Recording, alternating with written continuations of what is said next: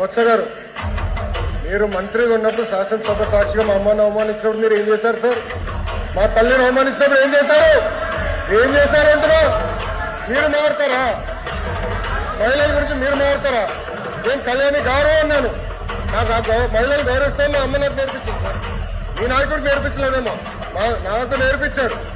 మహిళలు ఎట్లా గౌరవించాలో నాకు తెలుసు సార్. శాసనసభ సాక్షిగా మా తల్లిని అవమానించారు.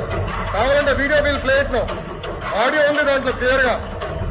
ఒక తల్లి ఆవేదన బాధ నాకు తెలుసు సార్. నేను చూసా. 3 నెలలు పట్టింది మా తల్లి రికవర్ అయ్యడానికి. You please don't lecture me on respecting women. నేను కళ్యాణి గారు అన్నాను. దాంట్లో రికార్డులు లేండి. మేడం గారు అన్నా. ఏకవచ్చంతో ఏనాడు నేను మాట్లాడలేదు సార్. మాకు చిత్తశుద్ధి ఉంది సార్. వినండి సార్, మీరు ఓపిక లేకపోతే బయటకు వెళ్ళండి. No problem. Please listen. మీ తల్లిని అవమానిస్తే మీరు ఇట్లా మారుతారా? మీ భార్యను అవమానిస్తే మీరు ఇట్లా మారుతారా?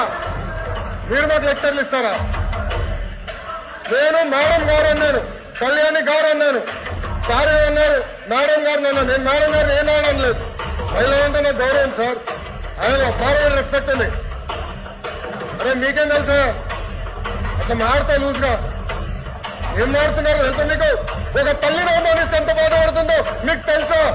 నేను చూశాను 3 నెలలు, 100 రోజుల బాధ నేను చూశాను.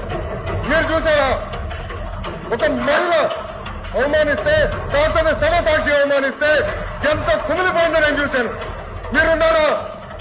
ఈ రోజు కూడా మీ కార్యకర్తలు ఏం చేస్తారండి? మా మహిళలు వ్యతిరేక పోస్టు పెడతారా? మా మహిళలకు ఇచ్చి వచ్చేదని పోస్టు పెడతారా? పొరపాటు మా ఒక్క కార్యకర్త భారతిరెడ్డి గారి వ్యతిరేకంగా పోస్టు పెడితే జైలుకు పంపించిన ఘనత తెలుగుదేశం పార్టీది. అది మాకు చిత్తశుద్ధి.